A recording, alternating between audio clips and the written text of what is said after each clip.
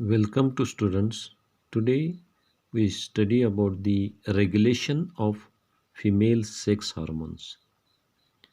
So this regulation is also similar to that of the male sex hormones, and that are made up of the glucocorticoids and thyroid hormones. The hypothalamus secretes gonadotropin releasing hormone GnRH. Hypothalamus कुठं आहे? ही ब्रेनमध्ये. ही काय secrete करते? gonadotropin releasing hormone. So this hormone acts on the adenohypophysis, which is located in the pituitary body, and this releases the FSH, that is follicle stimulating hormone, and LH, that is luteinizing hormone. So these two hormones stimulates the ovary to secrete female sex hormones. So if the amount of female sex hormones in blood is increased, and this suppress the hypothalamus to stop the secretion of gonadotropin releasing hormone, and if the level of the female sex hormones is decreased in the blood, then this stimulates the hypothalamus to secrete gonadotropin releasing hormone. हे बघा, आता hypothalamus पासून hypothalamus कुठं आहे? हा ब्रेनमध्ये आहे. हा सगळं कोण कंट्रोल करते? That is under the influence of the brain. हे काय करते? गोनॅडोट्रॉपिन रिलीजिंग हार्मोन सिक्रेट करणार, आणि हे कोणाला स्टिम्युलेट करणार? ॲडेनो हायपोफायसिस, पिच्युटरी ग्लँड. आता हे ग्लँड काय करणार? रिलीज करणार, that is follicle stimulating hormone आणि ल्युटिनायझिंग हार्मोन. आता ही जी दोन हार्मोन्स आहेत, ही कशावर ॲक्ट होणार किंवा स्टिम्युलेट करणार? ओव्हरी. ही स्टिम्युलेशन झाल्यानंतर ओव्हरीपासून फिमेल सेक्स हार्मोन्स रिलीज होणार. कुठली? तर इस्ट्रोजन, प्रोजेस्ट्रॉन हे रिलीज होणार. किती रिलीज होणार? दॅट इज, आता ही ब्लडमध्ये ह्यांचं जी क्वांटिटी आहे ही जास्त झाल्यानंतर, ही साईन म्हणजे जास्त आहे, ज्या झाल्यानंतर काय करणार? That inhibits on the hypothalamus. ह्याच्यावरती ॲक्ट होणार आणि ही हायपोथॅलॅमसला सांगणार की तू हे थांबव. आणि ज्या वेळेला फिमेल सेक्स हार्मोनची क्वांटिटी कमी असेल, त्यावेळेला परत काय करणार? ही हायपोथॅलॅमसला स्टिम्युलेट करणार की बाबा आता तू गोनॅडोट्रॉपिन रिलीजिंग हार्मोन रिलीज कर किंवा सिक्रीट कर. So this starts a chain reactions leading to a new equilibrium of sex hormone. असं ही चेन रिॲक्शन्स ही घडत असतात. Reproductive cycles in human and their regulation. आता ह्या ह्युमनमध्ये रिप्रोडक्टिव्ह सायकल किंवा ह्यालाच मेन्स्ट्रुअल सायकल म्हणायचं, हे कसं चालते? Reproductive or sexual cycle is a common phenomenon in mammals. ही फक्त आपल्याला मॅमल्समध्येच आढळणार. The period of sexual cycle is marked in the female. ही फिमेलमध्ये जास्त दिसून येते.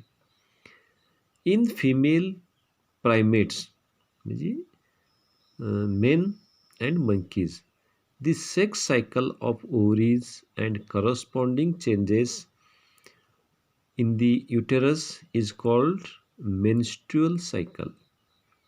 म्हणजे ओव्हरीमध्ये आणि काही related corresponding changes in the uterus म्हणजे जी काही चेंजेस होतात त्यालाच आपण मेन्स्ट्रुअल सायकल किंवा सेक्शुअल सायकल किंवा रिप्रोडक्टिव्ह सायकल असं म्हणतो.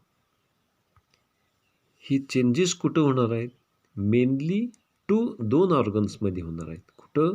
ओव्हरीमध्ये आणि युटेरसमध्ये. So the most prominent feature of this cycle is the monthly flow of blood from the uterus. हे ओळखायचं कसं? तर मंथली ब्लिडिंग होते, त्यालाच आपण म्हणतोय मेन्स्ट्रुएशन.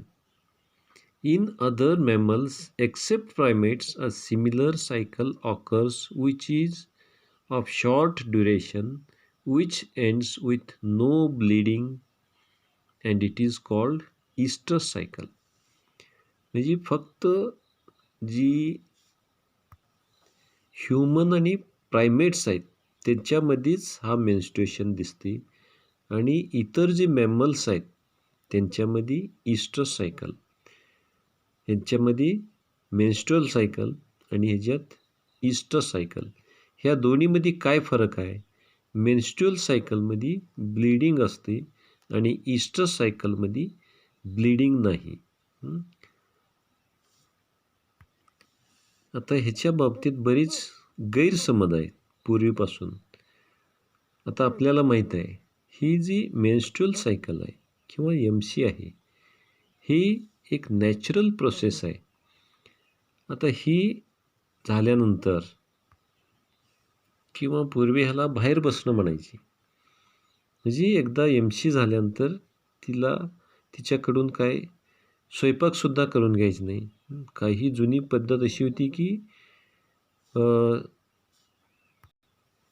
त्या स्त्रीला शिवून पण घ्यायची नाही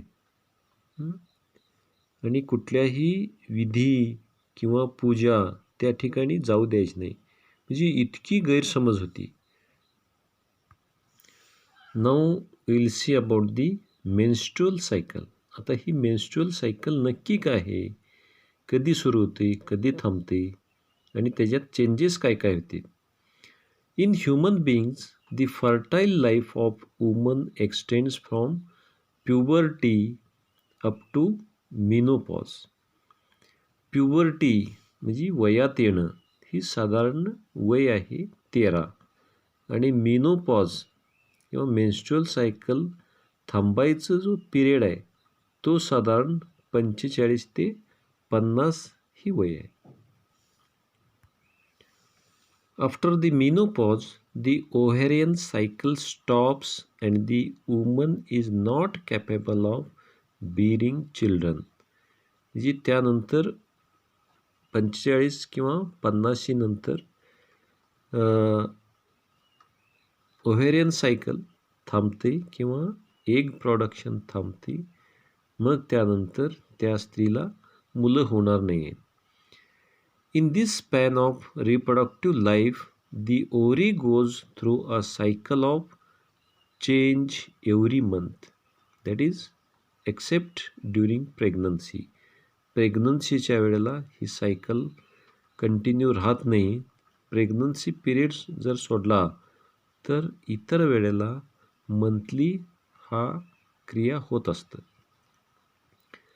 about every 28 days during each of life cycle, the ovum capable of getting fertilized and is released from the ovary. आता हा जो पिरियड आहे that is near about 28 days. काही स्त्रीमध्ये हा 1-2 दिवस जास्त असते आणि काही स्त्रियामध्ये 1-2 दिवस कमीसुद्धा असू शकेल. That is not perfectly 28 days. Changes also occur in the uterus in preparation for the arrival of fertilised ovum. म्हणजे चेंजेस फक्त ओव्हरीमध्येच होते असं नाही, ओव्हरी आणि युटेरसमध्ये सुद्धा प्रत्येक महिन्यामध्ये चेंजेस होत असतात. At the end of each cycle, if fertilization does not occur, the released ovum degenerates and new tissues that are formed in the uterus are discharged along with mucus and blood, and the ovary starts another cycle. म्हणजे ज्या वेळेला हे जी तयार झालेलं ohm आहे, egg आहे, ते fertilise नाही झालं तर ते डिजनरेट होणार आणि बाहेर डिस्चार्ज होणार. आता ही डिस्चार्ज होत असताना काय काय होणार आहे, त्याच्यात ब्लड असणार आहे, म्युकस असणार आहे आणि ही युटेराईन टिश्यूज असणार आहे, म्हणजे युटेरसमधली tissues. So in this cycle, or it is also called as menstrual cycle, which is characterized by menstruation, a process in which the blood, mucus and uterine tissues are eliminated. The menstrual cycle is regulated by estrogen and progesterone. हे menstruation कोण regulate करतं? That is the estrogen and progesterone. These hormones are secreted by ovary. आता ह्या ओव्हरीला कोण stimulate करतं?